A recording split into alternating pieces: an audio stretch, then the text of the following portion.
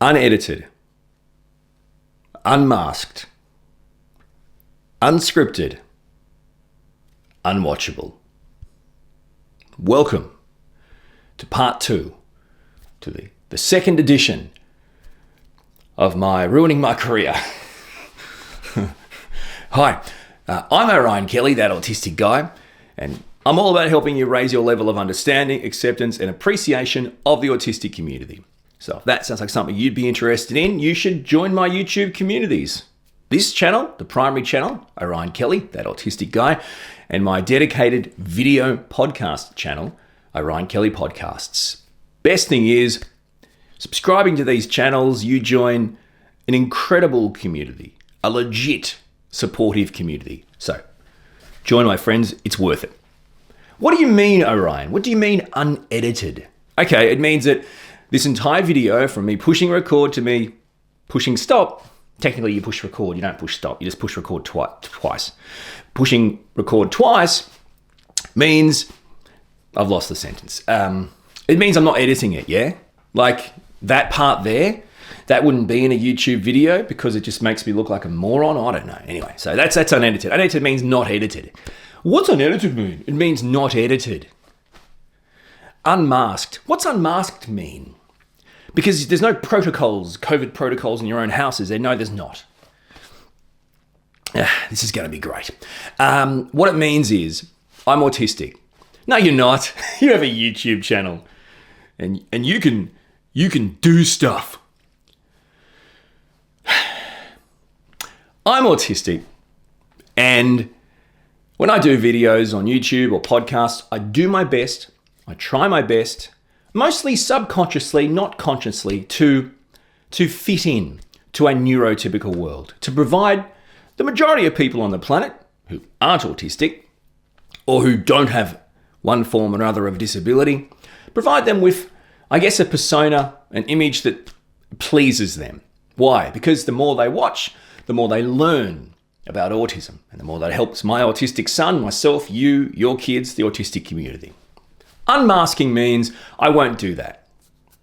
Now, masking is very important for autistic people in different parts of life. Not because we want to, but because we live in a neurotypical world that doesn't accept us. So at some point we have to. We have to suppress our true autistic selves. In this video, I won't suppress nor edit out my true autistic self, my unmasked true self. Okay? All right. Cool. Great. So that's unmasked. Unscripted. What does unscripted means? Well, usually when I do a YouTube video, I put a lot of work into it. Hours, sometimes days, researching and creating a document, which is really a series of dot points from my research on what I want to talk about, and it's scripted in a way where it has a beginning, a middle, and an end, like all stories. Okay, so that's what I mean by not scripted. This video is not scripted. What it is, though, is from the feedback from people who watched the first one of my jump off the cliff videos. A lot of people said, that they really appreciated it and they loved it and they saw scene and those comments that happen, that still come through to this day, make my life. Like that's, honestly, they're the best comments I get to read, because they're comments not about me, they're about you saying you felt seen by me just being me. And that means everything. So thank you. Making any kind of difference is incredible, and I'm glad that happens to you. What was I talking about? I've completely forgotten. Why was I even talking about that? What was I trying to say? Oh, I'm thinking about the next 7 things. What was I trying to say? Was I talking about unmasking? I thought I talked about unmasking, unwatchable, unedited, unscripted. I'm talking about unscripted. Yeah. Your feedback. That's it. I got there in the end. The feedback was something like, everything I just said, but also something about maybe it would be good to have these types of videos with some sort of topic.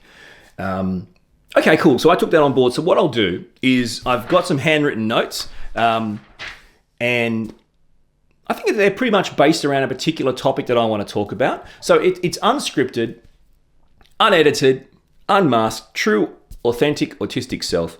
And I'm kind of touching on a topic, although it's not like a standard video where it's to please people. Again, I choose to please people because to please neurotypical people means they watch the videos and they learn. So, in the end, that's life. That's just how life works. But these are the best videos for me. I look forward to doing these videos because I don't have to edit them, which takes me hours to days. I don't have to stress about scripting. Demand avoidance makes it really hard to script videos or do anything, really. Like, the idea of, oh man, I haven't got an idea for next week's video. What am I going to research? I've got to write it. Anyway. So I love these types of things. They take as much out of me, but the energy it takes out of me, it takes my energy from things that I like to do, which is entertain and engage and interact, as opposed to the stuff that's not so much my thing, which is all the pre-production, all the post-production stuff, like the editing and the graphics and blah, blah, blah. All right. And so unedited, did that come out as English? Unedited. By the way, when I look there, there's nothing there. There's a door. Unmasked, unscripted, unwatchable. Unwatchable, why? What do you mean? Everyone was commenting, this is not unwatchable. This is the best video you've ever done in your life. But see, that means everything to me. I love that. But what I'm trying to say is, in saying it's unwatchable, what I'm saying is this, what I'm doing, this video and the first video of the Unmasked video series that I did, the complete reverse of what you should and are told to do if you want to reach people in any form of communication, YouTube, podcasts, whatever. So that's why I think it's unwatchable. It's unwatchable because people don't really want to see an autistic person being autistic. So that's why I say that. And you might go, that's not true. And you can say that. I don't know how I heard you say it because I'm talking into a camera. But what I would say to that, even though you didn't say it, what I would say is that's a romantic view, but let's go to the real world. Friendships, work, education, social settings. People don't want autistic people to be autistic in those settings. So you can get stuffed if you want to tell me that people want to see autistic people be autistic on YouTube. Autistic people do, and I'm stoked about that. I'll keep doing these specifically for autistic people, the autistic community. So like whether you're young, old, in the middle, it doesn't really matter. To feel seen, to go, that's like watching me. I legitimately, feel part of or found. I'm not lost anymore, this kind of stuff. Then that's the best case scenario for me. And that's why I'll make them. But I don't presume to think that these videos are in any way popular with regular everyday people. And if they are, then that's a real sick joke. It's like, so hang on, so I can be my true authentic self on a camera to a video you can watch wherever you want to watch it, presumably at work when you're trying to pretend to work. But if I was at your workplace acting like this, I'd get reported to HR, or you wouldn't like it, or I'd get fired, or my friends wouldn't be my friends, or, ostracized by family. It's like, that's a sick joke. So, it gets stuffed. Anyway, all right, here we go. So, and also, I'd like to point out that, frankly, I thought that, let's call that the intro. I thought that intro was quite good, quite short and succinct. It gets stuffed. All right, here we go. So, for this particular kind of like just, unmasked video of me being just me, an autistic dude, I really want to talk about something I think is really important. And it's something I can directly talk to about with my kids. As you know, I've got at the time of ruining my career, I've got a 9-year-old autistic son and a 4-year-old son. And friendship has come up as a core issue. And we now see it through two different lenses, through our autistic son's lens and through our 4-year-old's lens, because they're both at ages where you are going to develop friendships. And the politics of that start to come into play. So let's talk about something I think is probably one of the most important things to all autistic people and to neurotypical people that want to be a part of autistic people's lives. And that is acceptance and friendship, and more importantly, getting over the utter crap that you say in your mind as a neurotypical person that you think's okay, right, to punish autistic people for being autistic And that's the yardstick of friendships and not friendships and all that. So let's get to that. This is crazy important. All right, so let's start at the start. Our 4-year-old who was 3 turned 4 recently, right? We had a birthday party, and we had a birthday party at our house, and it was very, very tiny. First reason, if you're a neurotypical person with autistic people in your life and you think you can still have birthday parties where you invite 100 people, then you're an idiot. As in, like, I'm saying you are actually stupid, okay? And if you're not stupid, I'm telling you, and if you don't learn from what I'm telling you, then you are actually stupid. Autistic people, as a rule, in general terms, in my experience, as an autistic person with an autistic kid, don't do so well with gatherings of many, many, many, many people. I don't care. Oh, but they're his family. What? Who cares if they're his family? What, because there's 100 family members? That's better? Probably not. Probably not.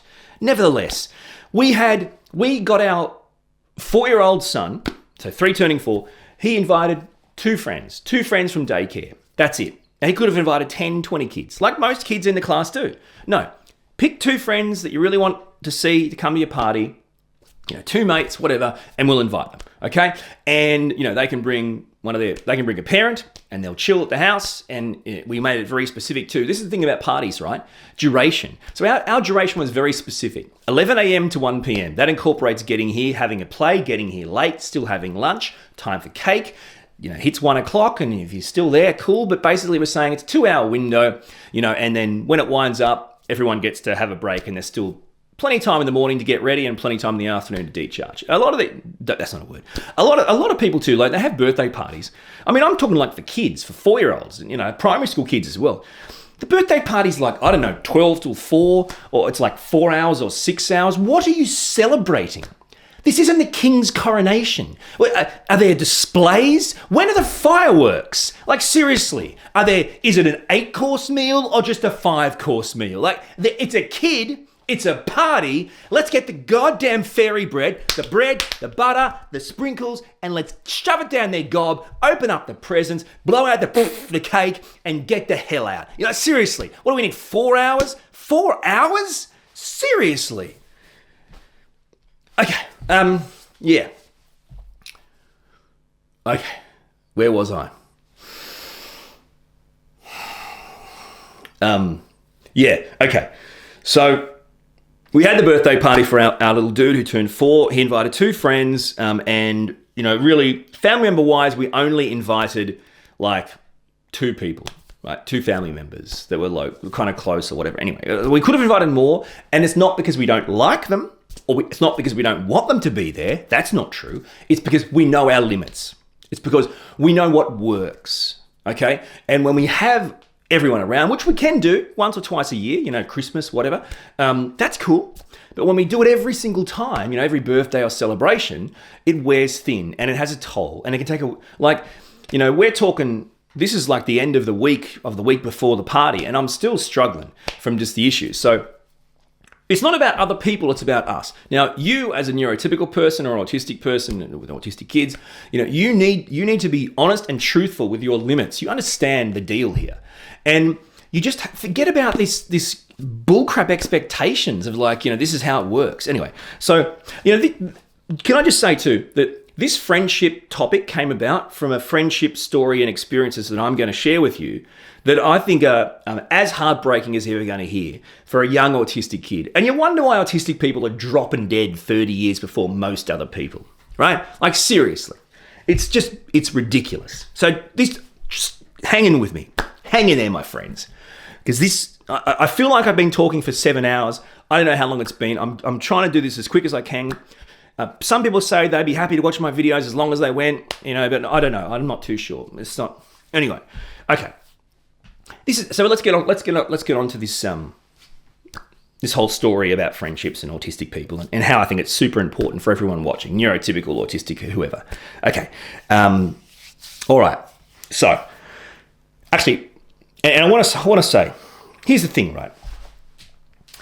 this just came to me, and I'm sorry to go off track, but I just think this is really, really bizarre. So, okay, so, like you're looking through cake books, you know what I'm saying? Like, when you look through cake books with your kids to pick out a cake, my wife, Renee, makes the cake every year. She makes cakes for the boys every year from scratch, and they're always amazing. Like she made a rocket ship for them once. I mean, sure, it looked more like what you'd find in my pants, but sure, it was supposed to be a rocket ship. That's what it was.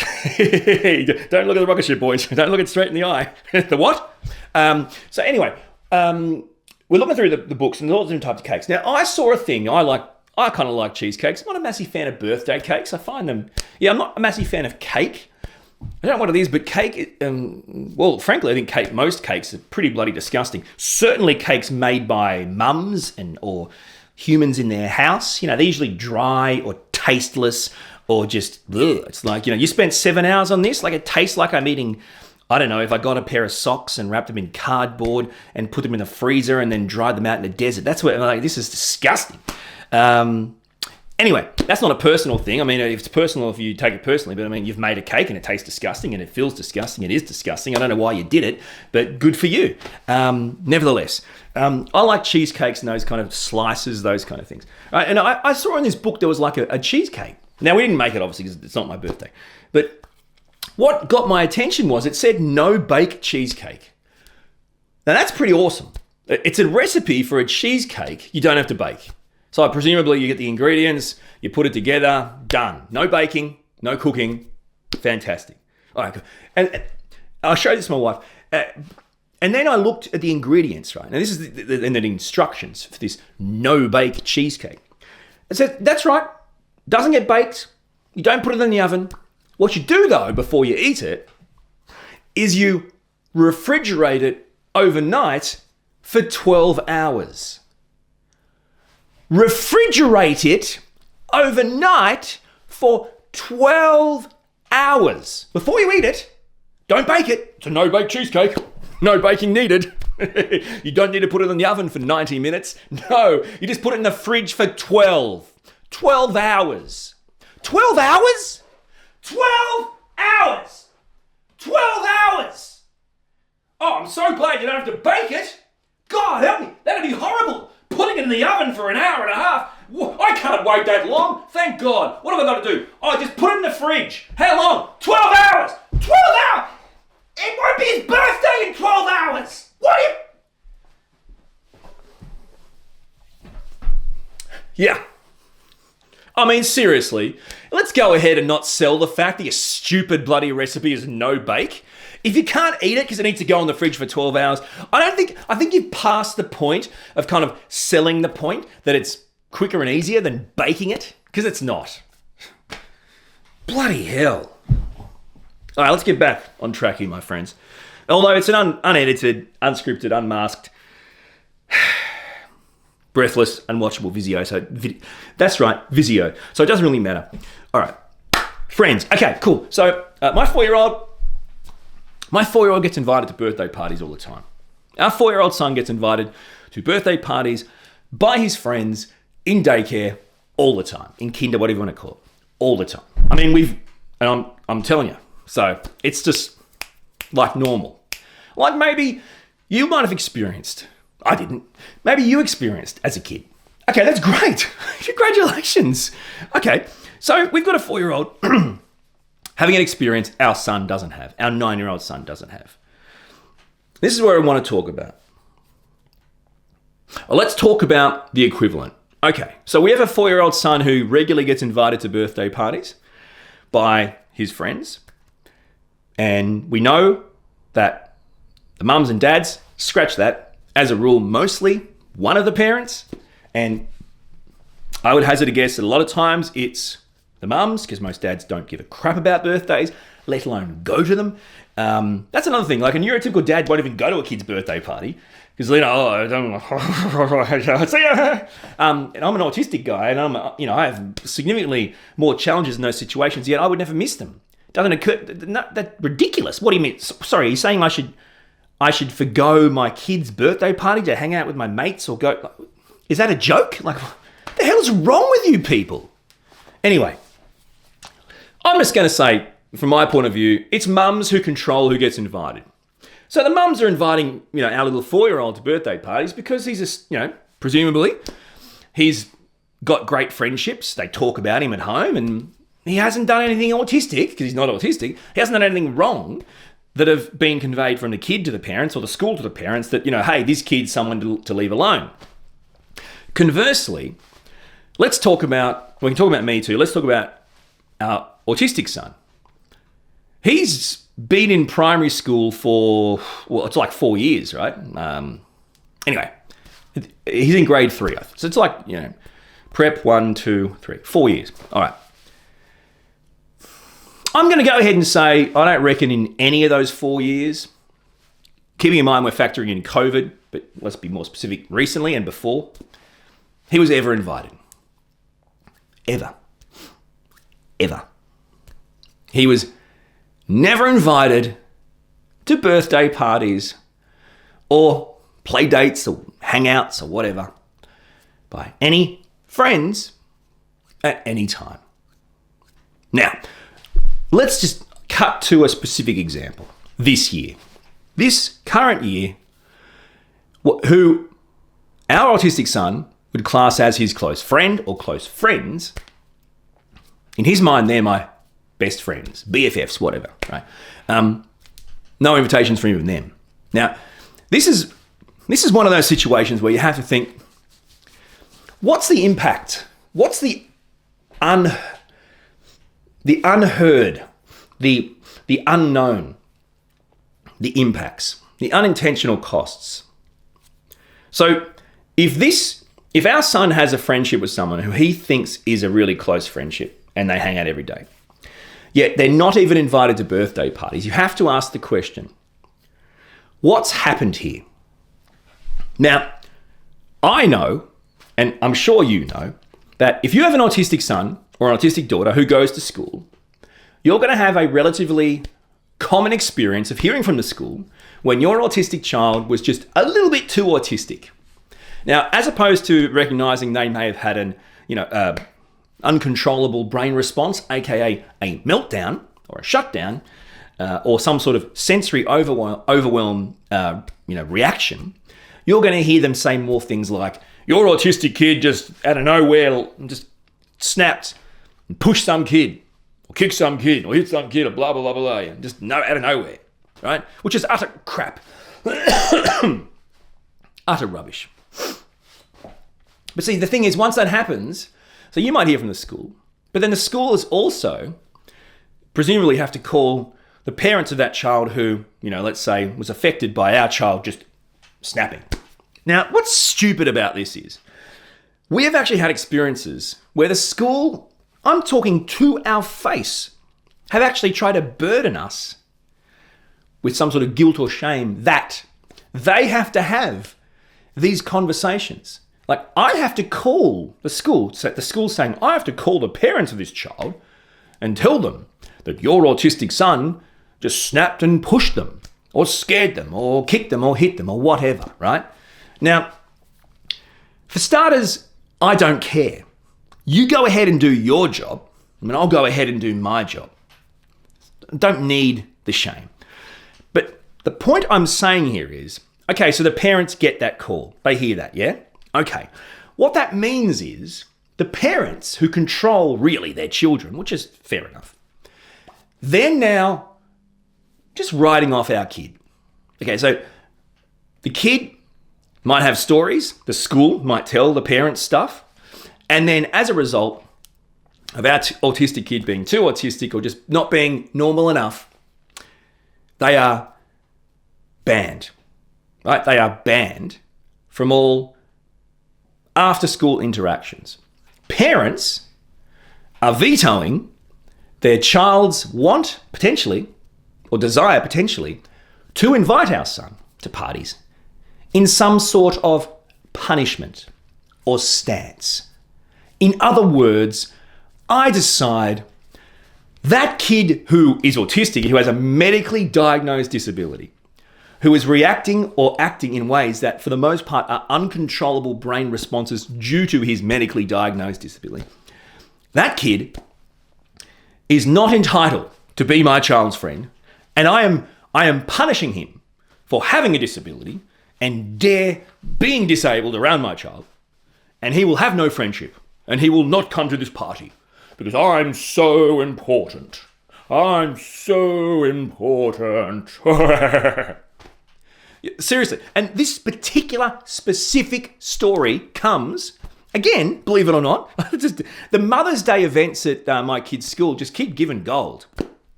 So this story comes from my wife. My wife actually experienced this story at school during the Mother's Day thing not long ago. Now, let's just talk about the school.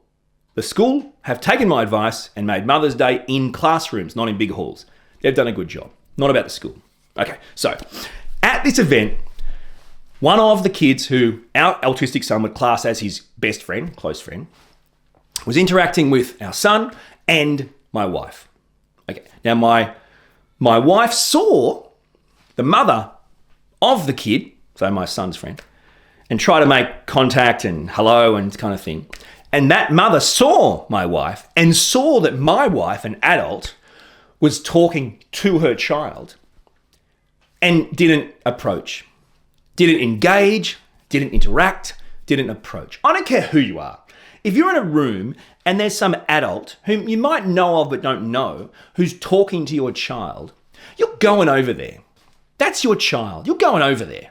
Whether you want to interact or just check up, you're going over there.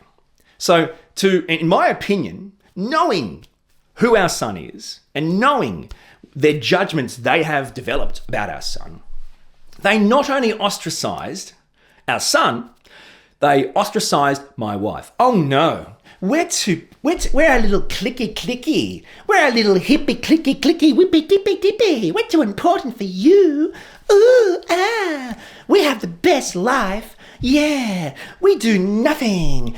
And when we do nothing, we don't even look after our kids, who we do nothing to look after. We just stand in the corner talking to other women and ostracizing and not parenting because we're the best. Yeah, fantastic. Let me introduce you to my wife.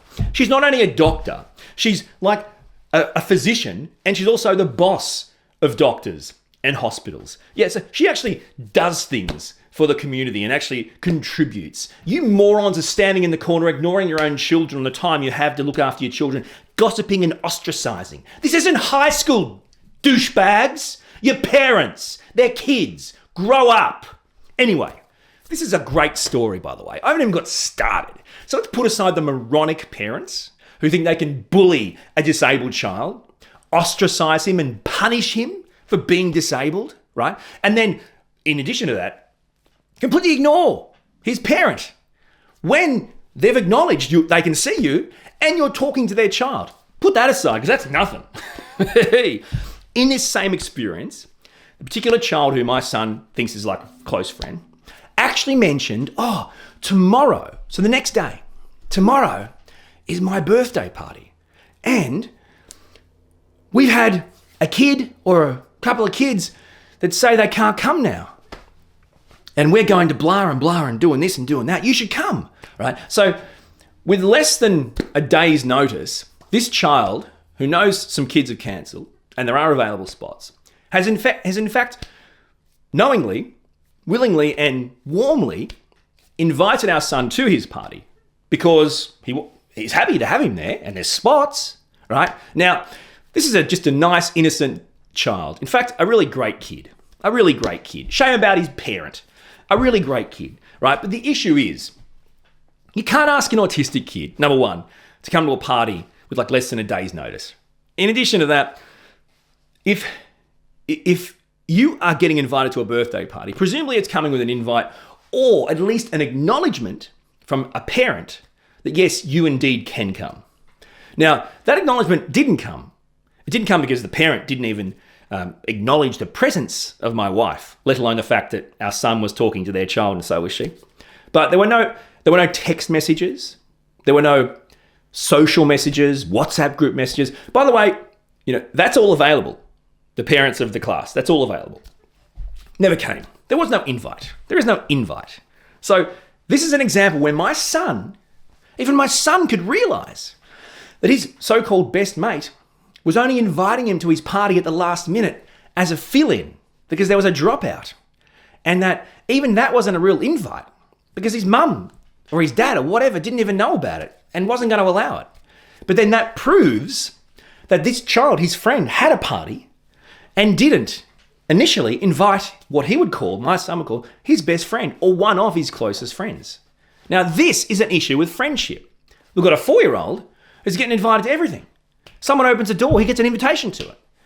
A 9-year-old autistic son can't even get an invite to the birthday party of his so-called best friend. And this comes back to parents. You can't blame little dudes for this. Rubbish. So let's talk about the idea that for autistic people, friendships are not only extremely hard, but one of the biggest issues is not controllable by an autistic person. If we're going to have our adult friends, or if we're kids and we're going to have neurotypical parents of neurotypical kids, go out of their way to punish and bully and ostracize and isolate autistic kids or kids with any form of disability based on their disability, then we have reached the point of no return. Shame on you. Shame on you. So, but what do you mean, shame on me? Your kid pushed my kid. Your kid hit, kicked, scared, yelled, whatever. What do you want me to do? Well, it's interesting, isn't it? So for starters, if that happened, and I'm sure it did to some degree, because autistic kids have meltdowns. And you know, very rarely has my child ever been able to actually explain or identify what happened in a meltdown. Because it's like a seizure. It's like waking up. He doesn't realize what he's done. But in addition to that, the other kid who experiences this is still their friend, still wants to play with them every day, still wants to invite them to their party. Do you see the thing here? So you've got these parents that somehow are I'm deciding, no, you're not good enough for us. We're banning you. We're punishing you. And this starts early. This is a story I just recall. When I was in primary school, I had very little friends. I had very little friends all through my life. It's hard to make friends. It's hard to keep friends as an autistic person, as someone who's different. One of the only friends I ever had in primary school, at one point, probably because I was undiagnosed autistic and I had an autistic moment, decided to form a club called the Orion is a Bastard Club. That's right, a primary school aged child, friend of mine, when we were both in primary school, decided after, presumably I was too autistic, undiagnosed, to form Orion is a Bastard Club. Now I'm a fully grown-ass man. I still remember that.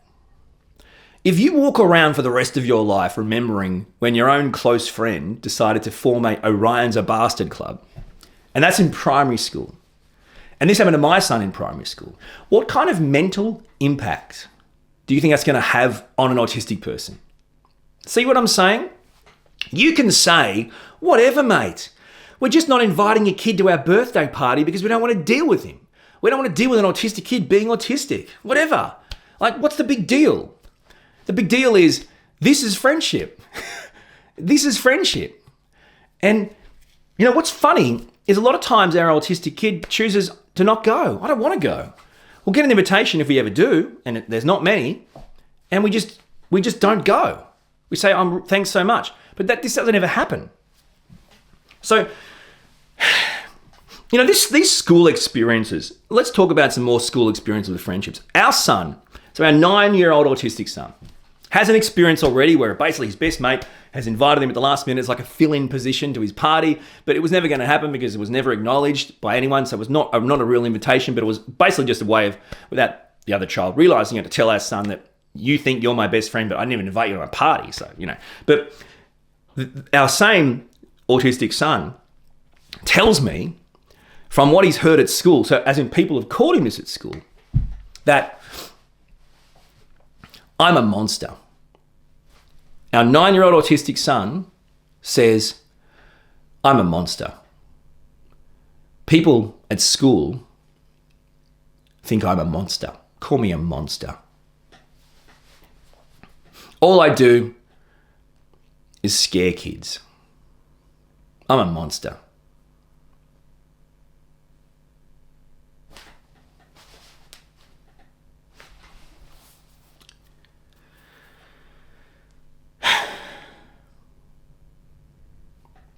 Oh, man. Our son is not a monster. He's autistic. If you think there's like rainbow autistic, there's not. Your child is going to have meltdowns. And in those meltdowns, which are uncontrollable brain responses based on the school not picking up all the 700 red flags prior, is going to be potentially a very abrupt reaction. Kids will be pushed, kicked, hit, whatever. But this doesn't just happen. It's not just, I'll do this, right? These are actual manifestations of a disability. Yet, we have a child who's saying these things about themselves, then they're clearly hearing these things. And why? So there's a thing people talk about called ableism, right? I don't want to go into like really big, I'm smart terms. Bottom line is, let's assume the majority of people on the planet, neurotypical people, have a mentality, a philosophy that there's only one way of being normal and being right. And if you are different in any way, therefore you're not right. You're not normal. You're broken. You need to be fixed, right? Ableism. Okay. So if you have some sort of disability, then, well, there's only one way of being a person, and you're not like that. So, that's your problem. You got to fix it. You're not, So this is internalized. And internalized ableism is what our son is effectively being implanted with. I am a monster. I scare people. People don't like me because I'm wrong. I don't get invited to birthday parties because I'm a monster. I don't have friends because I'm a monster. But my friend's mum won't talk to my mum because I'm a monster. So it's been implanted. You see, this actually comes from the ableism, from the perceptions of everyone, and then actually is manifested in our child, in autistic people. I bet if you're autistic, you're ableist. You can say, what are you talking about? I guarantee it. If you're autistic, you have internalized ableism. There are things about you still say is because of you, in a way that not like, well, because I have a different brain. No, it's because I'm broken, I'm wrong, I'm bad. I guarantee it's still there. This comes down to parents in school.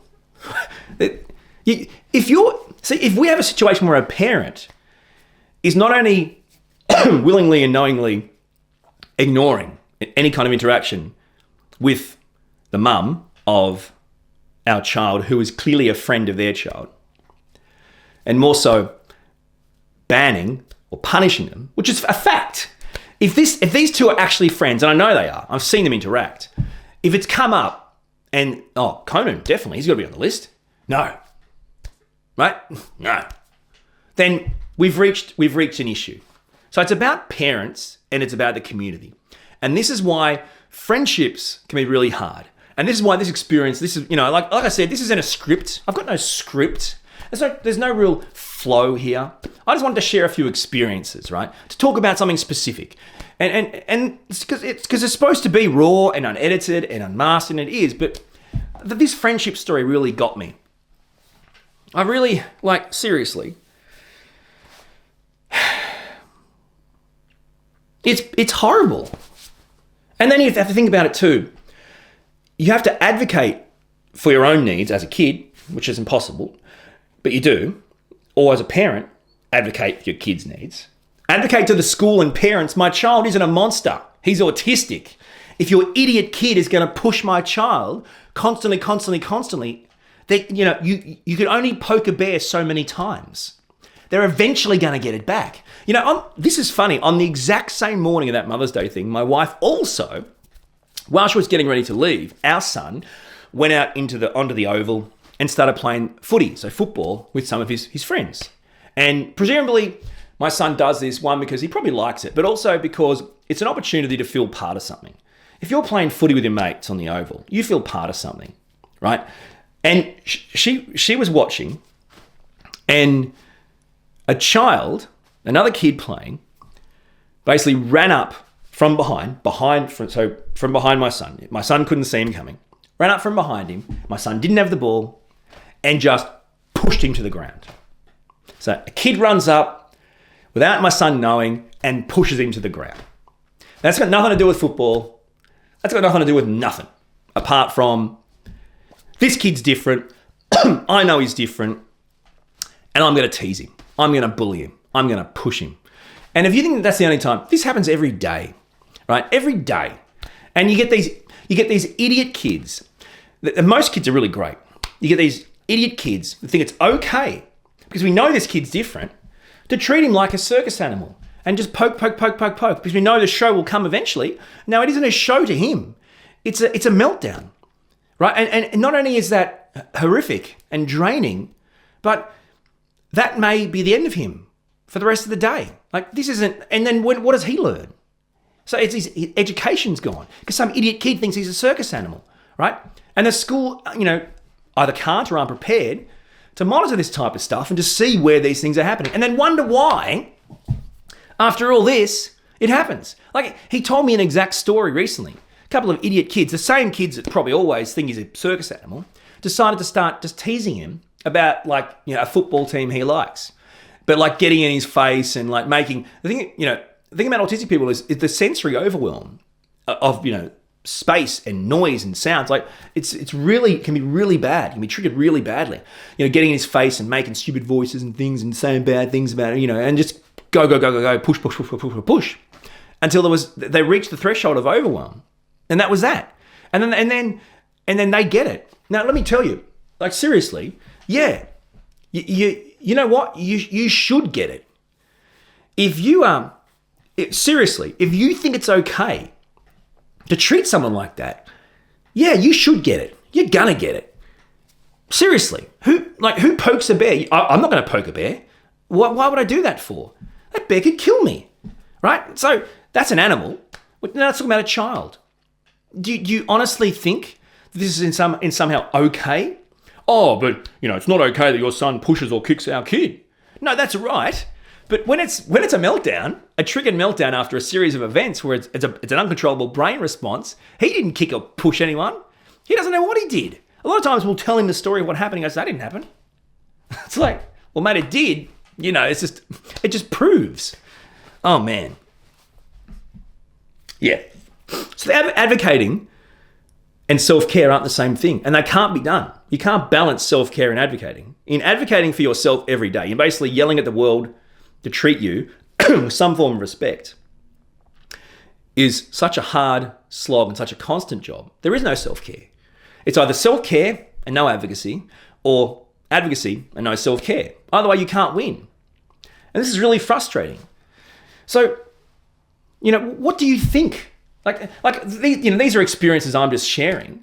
But it's like as a person who has a child who is friends with a child who is different, how do you think in any way treating them like they're different, or punishing them, or not including them, how do you think that is okay? And how do you think that is the right thing to do as a human? What's wrong with you? Seriously, it's ridiculous. Anyway, I've ranted enough about that, but you get what I'm saying. I've gone through this when I was a kid. My son's going through it now. I can't believe I'm seeing this crap all over again. I hate it. And I'm so sick of parents always making it about the autistic child. For goodness sakes. Honestly and truly, if these kids just were told, now listen, we know this kid is different. We know he has autism or a medical diagnosis, disability, whatever. You cannot continue to treat him like a circus animal and push him because you know he might be autistic, and that might be fun for you to watch. This is not acceptable. These conversations aren't being had. All that's being had is, your autistic son scared another kid today. And our son goes, because I'm a monster. You see what I'm saying? This is bloody ridiculous. Now, this is like, I don't know. I think this is probably the last thing I want to say.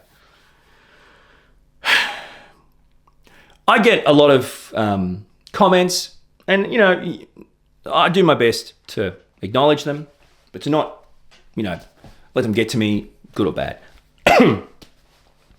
This one, I've got to share one with you, okay? I've written it down. This is verbatim,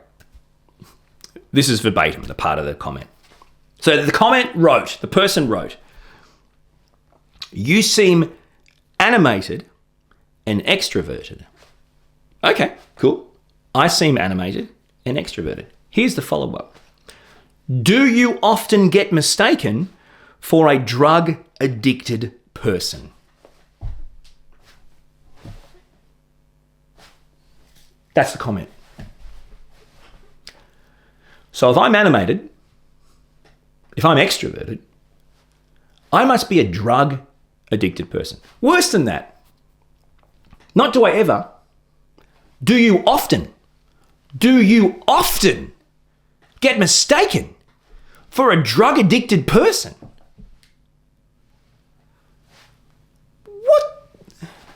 What?